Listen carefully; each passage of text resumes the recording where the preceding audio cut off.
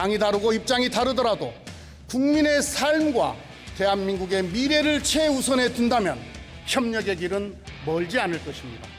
대통령과 민주당의 김태년 원내대표는 기회 있을 때마다 협치를 강조하고 있으니 협치는 대통령과 민주당이 하는 일에 그저 반대하지 말고 찬성하는 것을 말하는 것입니까? 의회 독재, 고속도로를 일당 독재, 전체주의, 문재인 정권의 아집이 부동산 대책의 대실패를 가져왔습니다. 도대체 무슨 약속을 하셨기에 김여정까지 나서서 나만이 약속을 저버렸다고 격앙된 반응을 보이는 것입니까? 국민들은 이 정권의 위선에 대해서 큰 배신감을 느끼고 또 들통나도 당당한 몰염치에 분노하고 있습니다.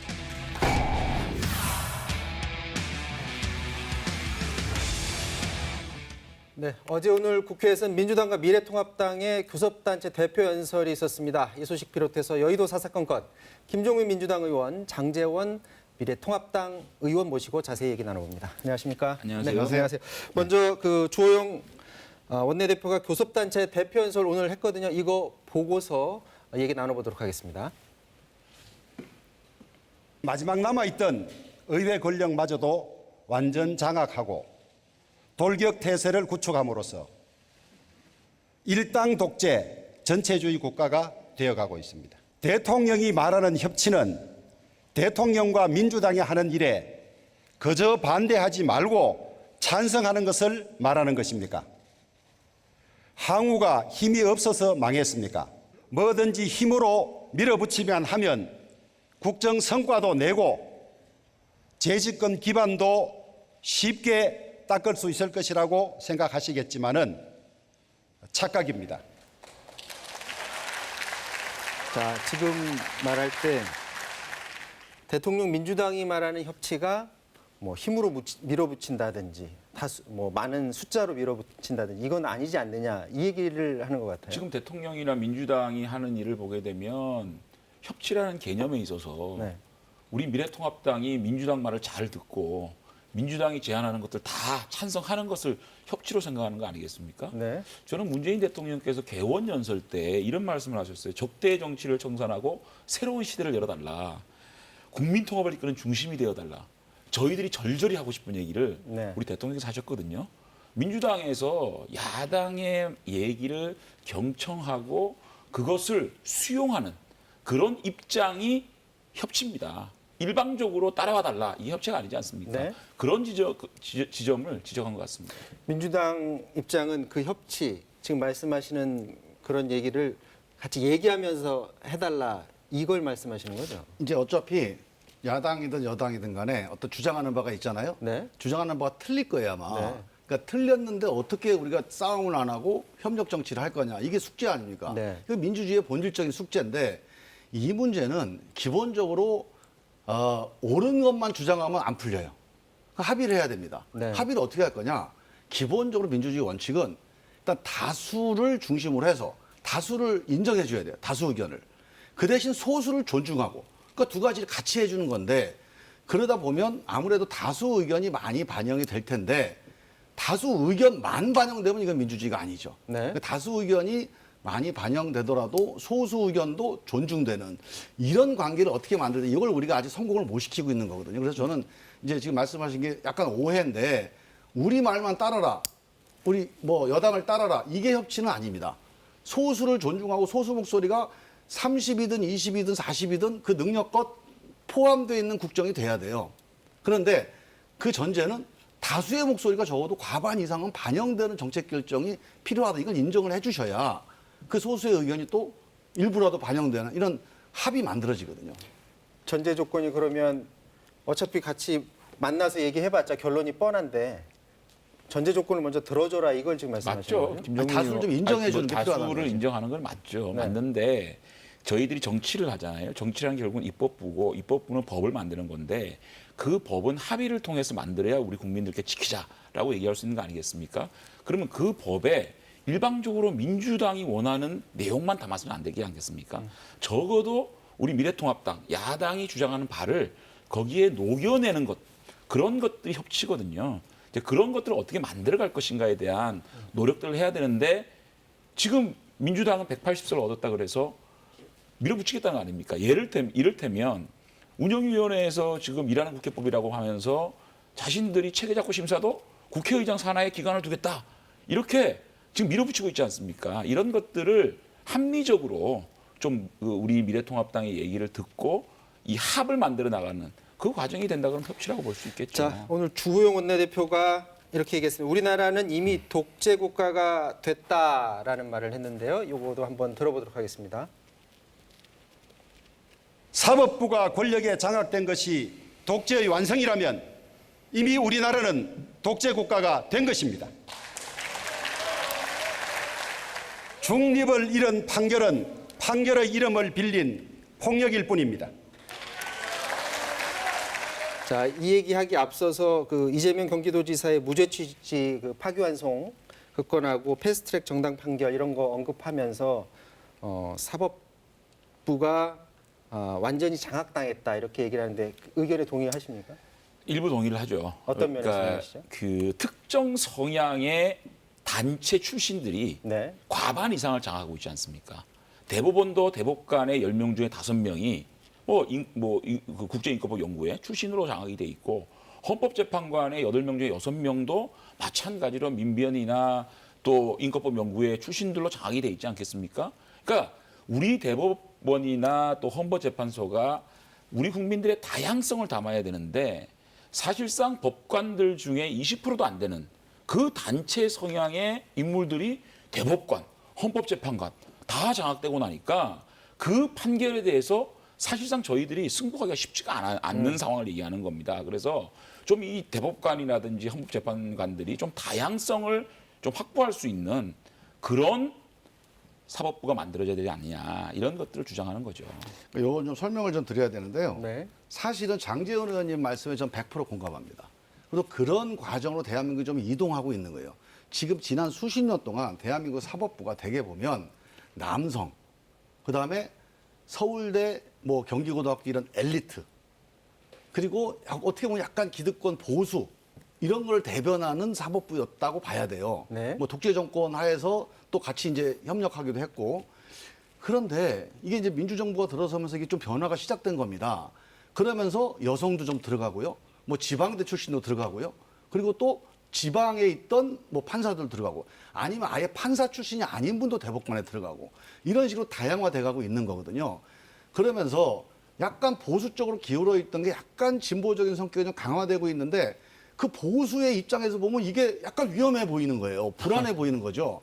그런데 이런 정도의 변화는 우리가 수용하고 감당해내야 대한민국이 앞으로 나갈 수 있다는 생각이 들고 저는 궁극적으로는 이렇게 돼야 된다. 사법부는요. 기본적으로 합리 중도적인 분들이 사법부 업무를 맡는 방향으로 가야 됩니다. 이게 보수든 진보든 한쪽으로 기우는 거는 바람직하지 않아요. 그러니까 이 사법부의 구성 어떤 절차, 우리가 제도를 만들 때 가능한 한 어느 진영을 강하게 대변하는 분들보다는 합리 중도적인 분들이 양쪽에서 보면 마음에 안 들 거예요 아마. 양쪽이 마음에 안 드는 사법부가 되는 게 제일 바람직하다고 좀 봐요. 네. 그런데 지금까지 워낙 보수 쪽으로 기울어져 있어서 이거를 약간 이게 시차 적응하는 과정에서 좀 보수 진보 쪽으로 기우는 과정을 이걸 독재라고 얘기한다는 거 이거 너무 엄살이에요. 아 근데 김정인 의원 이렇게 말이 하시면 안 맞고 정말 그렇게 됐으면 좋겠어요. 양쪽이 다 별로 안 좋아하는 분들이 네. 사법부를 구성해야 되는데 지금 약간입니까? 그런 방향으로 가야 돼요. 약간입니까? 그러니까 보수 정권 시절에 치우쳤다고 봐요. 치우쳤다고 하더라도 지금 진보 정권 와서 안 치우쳤습니까? 아니, 그러니까 약간입니까? 그거를 10명 중에 보완하는 5명이 과정이라는 약간이고 거죠. 8명에 6명이 약간입니까? 치우쳤잖아요. 그리고 특정 단체의 출신들이 이렇게 채워줄 수는 없는 겁니다. 그렇기 때문에 저희들은 이것을 독재라고 얘기하는 겁니다. 네. 근데 제가 요거 독재 잠깐 한마디 안 할 수가 없는 게 저는 이제 독재가 별로 이제 의미 없는 발언인데 저 걱정스러운 게 아까 주호영 대표가 아니고 저 나경원 대표, 황교안 대표가 저기서 연설하는 줄 알았어요. 이게 광화문에서 나경원 대표나 황교안 대표가 하는 연설 수준이 다시 반복되는 것 같아서 걱정돼요. 분명한 건 주호영 원내대표의 워딩도 예전보다 세진 건 아니 맞는 근데요. 것 같아요. 독재라는 게 별게 아니에요. 자 행정부 장악하고 있는데 행정부 인사 멋대라고 주지 않습니까?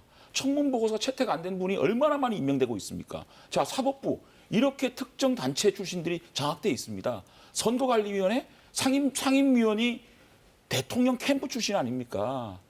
입법부 지금 다 장악해가지고 18개 상임위원장 다 갖고 가지 않았습니까? 아니, 독재라는 게 별게 아니에요. 자신들 집단과 유사한 분들이 다 입법, 사법, 행정 다 장악하고 있는 게 독재지. 아니요. 뭐가 독재입니까? 자, 제가 한 가지만. 30초만 그 얘기해 독재는 끝내주세요. 거 아니에요. 독재는요. 독재는 그냥 결론적으로 독재는 타도 대상입니다. 독재는 공존화 민주주의가 공존이 안 돼요. 독재는 절차 무시하고 자기 주장을 관철하는 게 독재거든요. 타도해야 되는데 그러면 야당이 독재라고 해놓고 어떻게 국회에 들어옵니까? 아니, 어떻게 협력합니까? 독자적인 너무 행동 안 야당의 운신의 했습니까? 폭이 없어지는 거예요. 독선 독주 안 했어요? 그러니까 멋대로 다 하고 독선이다. 있잖아요, 지금. 독주도 하고 근데 그게 독재는 다른 독재죠. 거죠. 별게 독재입니까? 이 과장법인데 너무 심한 과장법이야. 자, 이 독재 국가라는 단어를 쓸 때마다 그 양쪽에서 항상 야당이 할 일이 이어가지고서 없죠. 그럼 거리로 나가야죠. 문제 굉장히 큰 것 같고, 자, 다음 얘기로 넘어가도록 할게요. 자, 주호영 원내대표가 부동산 정책에 대해서도 또 실패다 이렇게 규정을 했거든요. 한번 내용 들어보도록 하겠습니다. 서민들은 열심히 벌어서 내 집 한 채 장만하는 것이 평생의 꿈인데 집값은 급등하고 대출은 막아놓으니 이생진망이라고 절규하고 있는 것 아니겠습니까? 어렵사리 내 집 한 채 마련하니 이제는 종부세와 재산세 폭탄을 퍼부을 뿐만 아니라 양도세마저도 인상하겠다고 하니 도대체 이 나라에서는 집 가진 것이 죄입니까? 이념과 무능으로 시장을 이길 수는 없습니다. 김현미 장관과 경제팀을 조속히 경질하고 대통령이 직접 국민들에게 사과해야 하지 않겠습니까? 자, 장관 경질 또 요구하셨어요. 그럼 결국에는 또 부동산 정책 인정할 수 없다 이 얘기잖아요. 인정할 수가 없다는 게 아니고 우리 앵커께서도 네. 문재인 정부 부동산 정책 잘 하고 있다고 생각하십니까? 부동산- 실패했잖아요. 부동산 정책을 얼마나 바라보는 시각은 여러 실패했으면 가지죠. 청와대에서 그린벨트 풀체라고 얘기 나오니까 민주당에서 안 된다고 하니까 청와대에서 대통령이 더 주워 담고. 그러니까 이게 결국은 부동산 정책은 신뢰가 가장 중요하지 않습니까? 이렇게 오락가락 좌충우돌하는 이 부동산 정책을 가지고 우리 국민들이 어디다 너를 떠야 됩니까? 또 태릉 얘기하니까 오늘 2억 올랐대요. 이렇게 부동산 정책을 엄청나게 실패해놓고 정책을 바꿀 생각을 안 해요. 우기는 겁니다. 절대로요. 세금 폭탄이나 대출 규제를 가지고 시장을 이길 수가 없습니다. 시장에서 작동을 어떻게 하는지 냉철하게 보고 이 정부의 부동산 정책은 바꾸지 않으면요. 정권이 간단하지 않을 거예요. 이거는 우리 국민들의 삶과 직접적인 영향을 미치는 부분이기 때문에 저희 말을 좀 듣는 게 좋을 거다. 저는 이렇게 결국에는 생각합니다. 이제 결론적으로 규제 위주의 정책, 물론 이제 공급 정책도 한다고 이제 예고는 돼 있습니다만은 무슨 결국에는 공부가- 결과물이 이제 나오면 우리 부동산 값이 어떻게 잡히는지 안 잡히는지 그걸 보고서 이제 국민들이 판단할 아니, 수 있는 22번을 갖다가 지금 정책을 폈는데 부동산이 이렇게 올라가는데 천정부지로 제- 민주당 국회의원 얘기하지 않습니까? 집값 안 잡힙니다. 제 말씀대로- 그렇게 얘기하는 민주당의 정책입니다. 이거를 왜 국민들 앞에 잘못했다. 잘못한 부분은 잘못했다고 얘기하고 바꿔야죠. 네. 그래야지 오히려 칭찬을 받죠. 제가요 네. 이렇게 한번 말씀드려볼게요. 이제 부동산은 단순한 정책만에 의해서 좌우되지 않습니다. 이거 엄청난 시장이거든요. 세계적인 시장입니다. 저 노무현 정부 때도 부동산 폭등의 가장 중요한 어떤 그 동력은 세계적인 유동성이었거든요. 네. 근데 이런 문제를 정부 정책으로 이렇게 좌우하기는 쉽지가 않아요. 정말 오랫동안 장기적으로 정책적인 어떤 투입이 필요한 건데 저는 제가 갖고 있는 소신을 말씀드리면 장제원 의원님의 야당 말씀대로 이 땜질식 정부 처방 이건 정말 문제다. 네. 잘못하고 있다. 그런데 규제를 해서 문제가 아니고 근본적인 규제를 못 하는 거예요. 그러니까 땜질식으로 조금 찔끔찔끔 이렇게 계속 하고 있는 거예요. 저는 근본적으로 지금 우리 보유세가요. 미국의 지금 통계에 따라서는 3분의 1, 5분의 1밖에 안 돼요. 기본적으로 규제가 많아서 문제가 아니라 근본적 규제, 중장기적 규제가 없어요. 그러니까 시장이 무서우니까 조금 했다가 또 시장이 조금 안 움직이면 더 하고 이러고 자꾸 땜질을 하다 보니까 이게 모양이 안 나오는 건데 잘못했다고 인정하시는 거네. 저는 근본적인 규제, 근본적인 공급 이런 부동산 정책에 대한 근본 대책은 세워야 되는데 이거는 정말 야당하고 우리가 정말 우리 회의장에서 정말 숙고하면서 우리끼리 토론해서 국민들한테 하나의 정책을 내놔도 먹힐까 말까 시장을 진압할까 말까 합니다. 그래서 저는 시장을 설득하려면 정말 야당과 합의해서 국회 차원의 부동산 중장기 대책이 꼭 필요하다. 네, 잠깐 한 말씀만, 논의를 해야 됩니다. 한 말씀만 드릴게요. 네, 마지막 30초, 다 30초. 좋은데요. 시장에서 자연스럽게 가격이 낮아져야 되는 겁니다.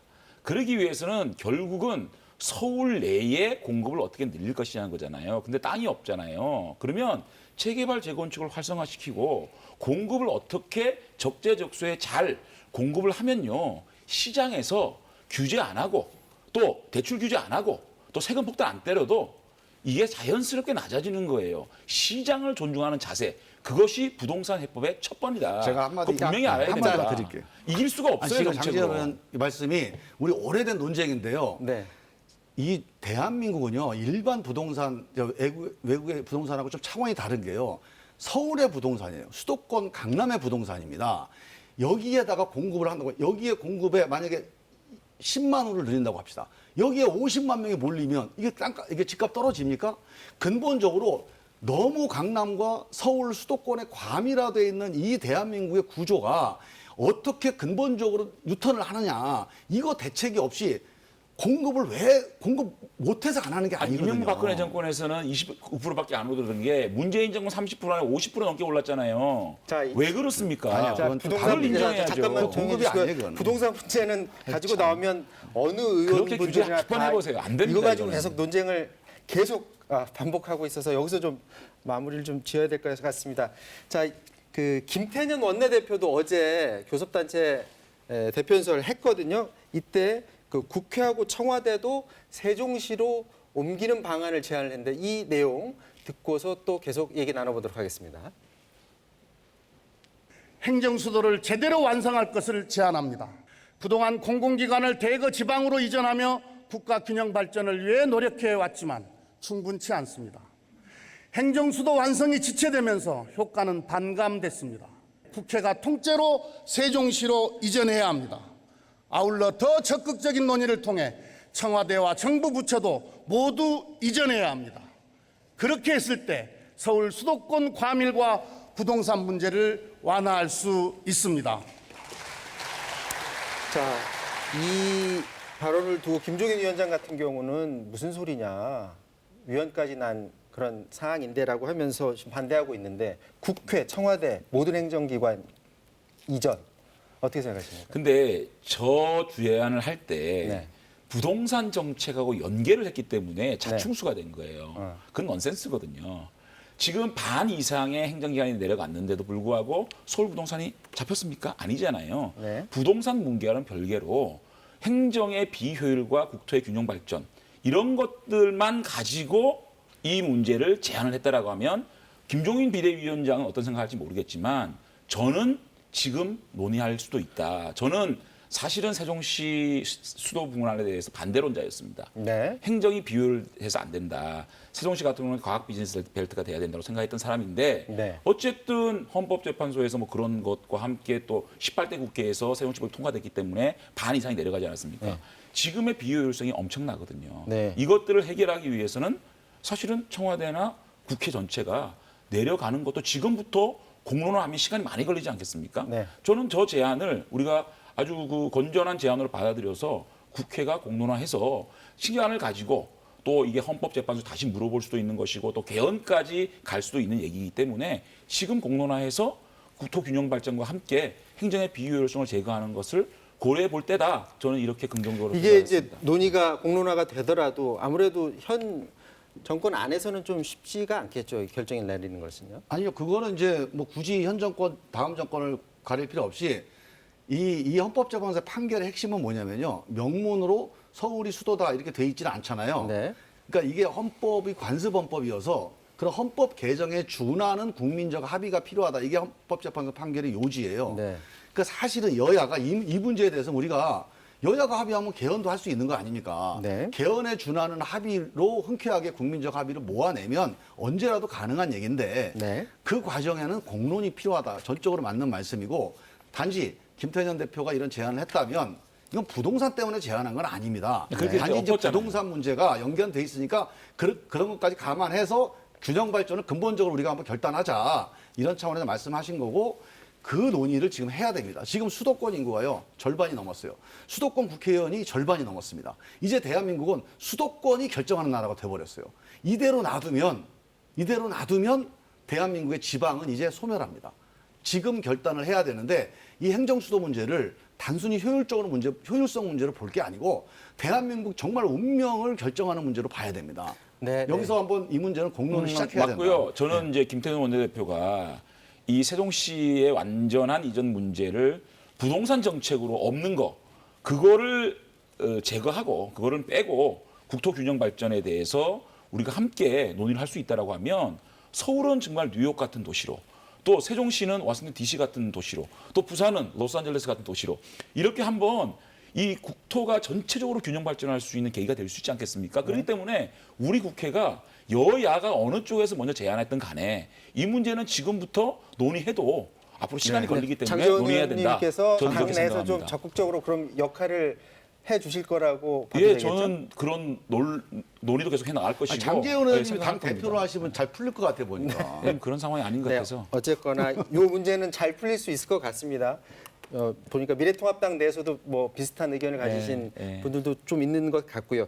자, 민주당 전당대회 얘기를 해보면 지금 당 대표와 또 최고위원 뽑는 자리인데 지금 김종민 의원님도 이번에 나오시죠? 예, 오늘 제가 최고위원? 출마 기자회견을 했습니다. 어떻게 자신 있으신가요? 어떻습니까? 네, 최선을 다해서 꼭 최고위원회 들어가도록 하겠습니다. 꼭 거기 된다고 해서 여기 안 나오시고 그러는 건 아니죠? 아, 그러면 예, 시간만 주시면 네, 그러면 회의 시간에 이렇게 충돌만 안 하면 꼭 나오겠습니다. 네, 선전을 하시길 바라고요. 오늘 이슈가 된 게 원래 이제 이낙연 의원하고 김부겸 전 의원 두 분 2파전으로 그 당대표 그 경선이 예상이 됐었는데 박주민 의원이 조금 전 출마 선언을 했어요. 네. 이게 안에서도 좀 예상이 됐었던 상황이었습니까? 그 전에 이제 조금 의견을 내비쳤는데 조금 이제 임박해서 말씀을 하셨어요. 네. 그래서 아마 충분하게 당내 의견을 모으기는 좀 어려우셨을 것 같고 네. 이제 우리 당의 이제 당대표 선거가 약간 대선 전초전 비슷하게 간다. 네. 여기에 대한 걱정 뭐 이런 것 때문에 좀 새로운 목소리를 좀 내겠다 이렇게 생각하신 것 같아요. 박주민 의원이 뭐큰 변수가 될 가능성도 좀 있습니까? 어떻습니까? 글쎄 뭐 이제 뭐 후보로 나왔는데 뭐 의미가 없다 이렇게 얘기하면 또 안 되니까 일단은 뭐 새로운 그러니까 관심거리는 되니까요. 그동안 두 한번 명만 지켜봐야죠. 바라보다가 이제 한 명이 더 약간 판도가 생겨서 조금 관심은 더 끌 수도 변수가 될것 있을 그런 가능성도 좀 있어 보이고요. 당권 전망 좀 여쭤볼게요. 지금 대세로는 이낙연 의원인데 이제 무난하게 이제 당 대표로 취임할 수 있을 것이다라는 전망이 뭐 정치권 안팎에서 지금 다 나오고 있어요.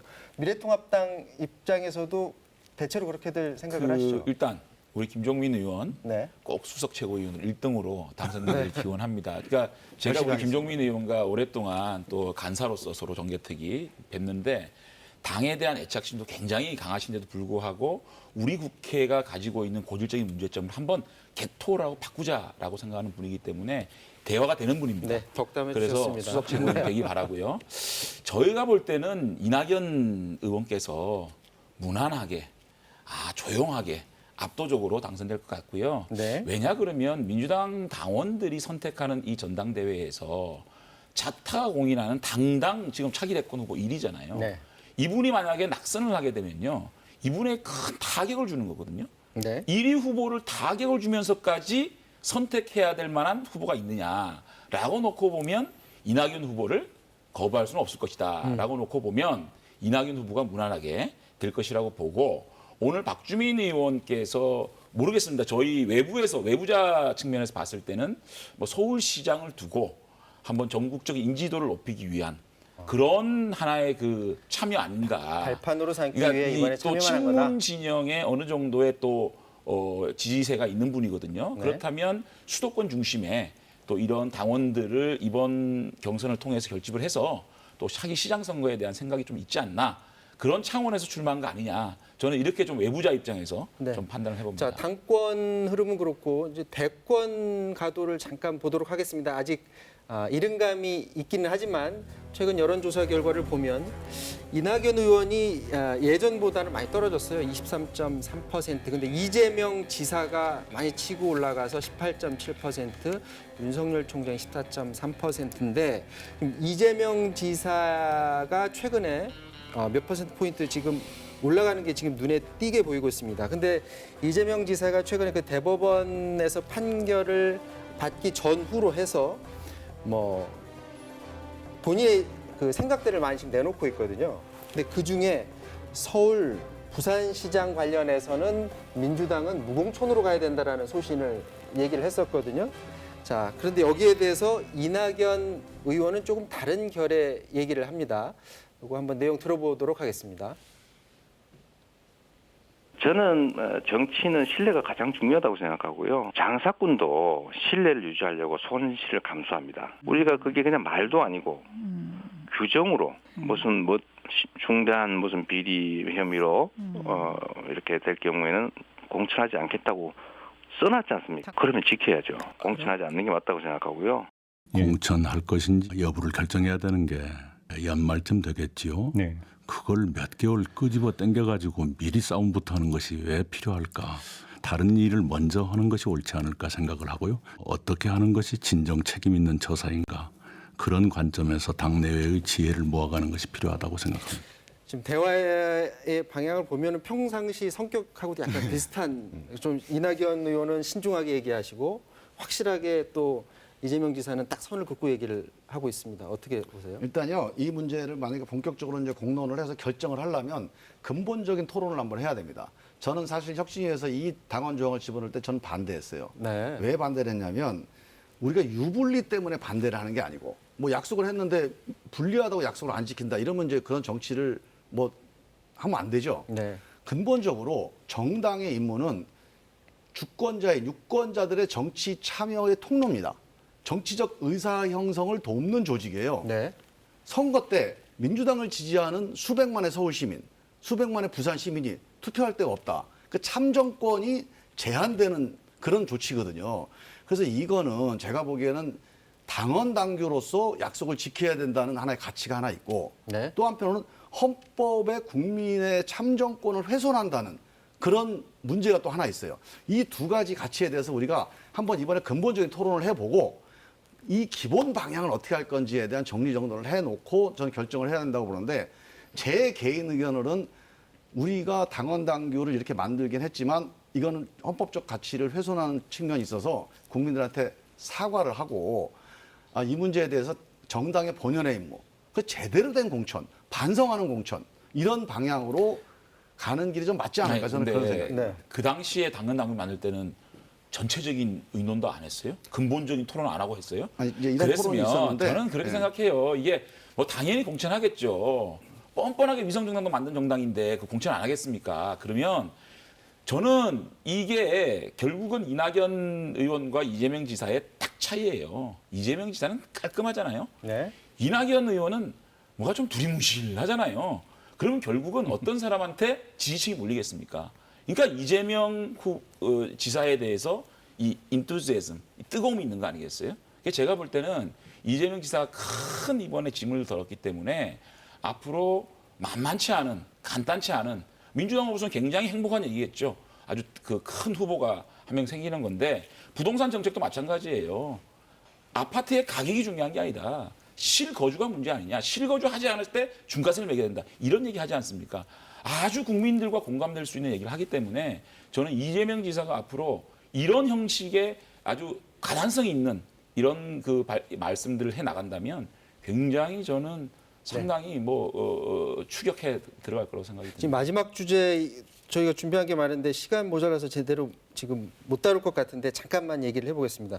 통합당에서 어제 그 새 정강 정책을 마련했잖아요. 근데 여기에 5.18 민주화운동 정신 계승 이렇게 해서 기존의 태도와는 상당히 다른 모습의 정강 정책을 발표했다고요? 아니 근데 이걸 가지고 뭐 특별한 것처럼 얘기를 하고 네. 우리가 좌클릭으로 얘기하는 게 이해가 안 돼요. 네.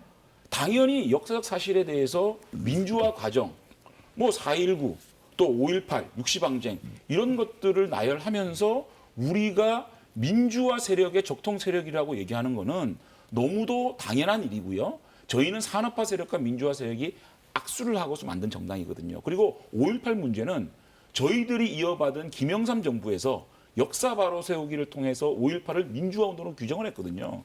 이것을 저희 정강 정책에 담는 것이 뭐 다르다, 뭐 이게 좀 신기하다 이렇게 얘기하는 자체가 저희가 그동안 좀 너무 이런 것들을 도외시하지 않았나라고 생각이 들고요. 너무 당연한 일을 뭐 큰 일도 아니라고 생각합니다. 네. 당연히 들어갈 게 들어갔다. 저는 이렇게 마지막 생각합니다. 30초만 네, 저는- 말씀을 해주시죠.